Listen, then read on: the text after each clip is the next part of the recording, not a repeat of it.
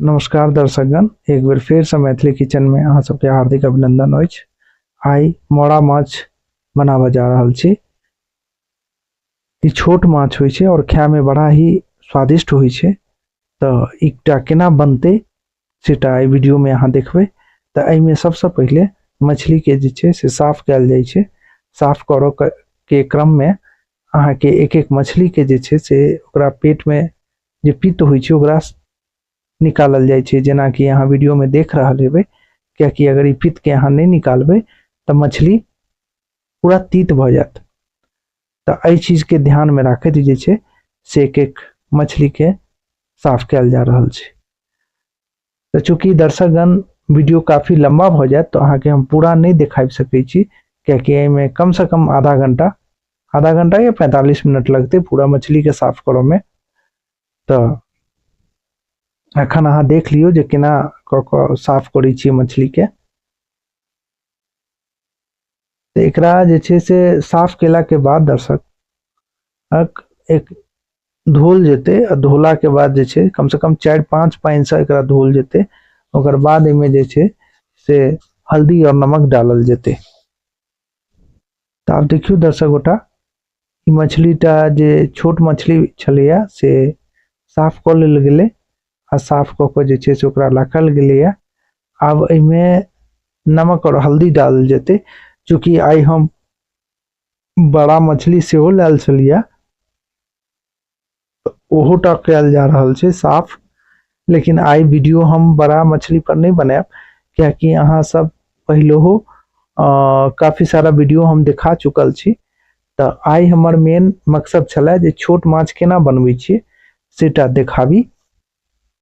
तो हम एही पर वीडियो बनाबि रहल छी और अहाँ देखबे के लिए जे केना साफ कयल गेलैया। अब एमे नमक और हल्दी लगायल गेलैया, जैसे जे छै से ओना तो मछली के जे छै से अहाँ जाने लबै छै तो एमे नमक हल्दी जरूरी होइ छै लगेनाइ। और ओकर बाद जे छै से एकरा एखन तरबै, वीडियो में अहाँ देखबै।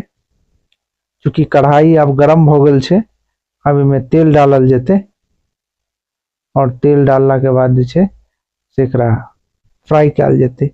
फ्राई करऽ के क्रम में ई ध्यान रखबाक छै जे हमेशा हाई फ्लेम पर एकरा फ्राई कयल जाइ छै। ई लो फ्लेम पर नहीं होइ छै। अगर अहाँ लो फ्लेम पर जहने बनेबै तो ओ जे छै से मछली के टूटऽ के संभावना रहै छै। वो पूरी तरह से करारा मछली नहीं हैत। तो ओहि के लेल अहाँ के हाई फ्लेम पर जे छै से क के रखबाक है और में तेल डलवा के। अब हमर मछली रेडी अछि। नमक और हल्दी लगा के हम रेडी क लेने छियै और हाँ वीडियो में देखिए लेने हेबै जे कढ़ाइयो अब रेडी छै। अब एमे तेल डालल जा रहल छै और तेल डाल के जे छै से फ्राई हेतै। क्योंकि दर्शकगण वीडियो हमर ई लंबा जरूर छै, लेकिन हम एक एक चीज अहाँ के दिखाबि रहल छी। देखियो एमे जे छै से माछ डालल गेलैया। अभी जे छै हाई फ्लेम पर छै और एकरा जे छै से अब पूरी तरह से करारा क के निकालल जेते। तो देख रहल हेबै जेकरा जे छै से तैयार भ गेलै। एक तरफ जे छै से अहाँ के करारापन भ गेलै। अब ओकरा जे छै से कंप्लीट भ गेल। अब मसालो सब जे छै से देख रहल हेबै। मसाला एमे देबऽ के छै सरसों,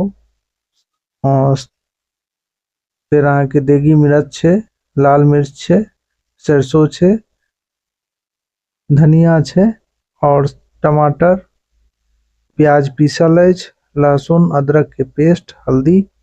तो ई सबटा मसाला पड़ते और सब मसाला के मात्रा जे छै हम अहाँ के यूट्यूब चैनल छै हमर @मैथिली किचन फूड, ओहि पर आबि के डिस्क्रिप्शन में अहाँ के सबटा ओकर मात्रा और कोन कोन मसाला छै सबटा अहाँ के भेट जायत।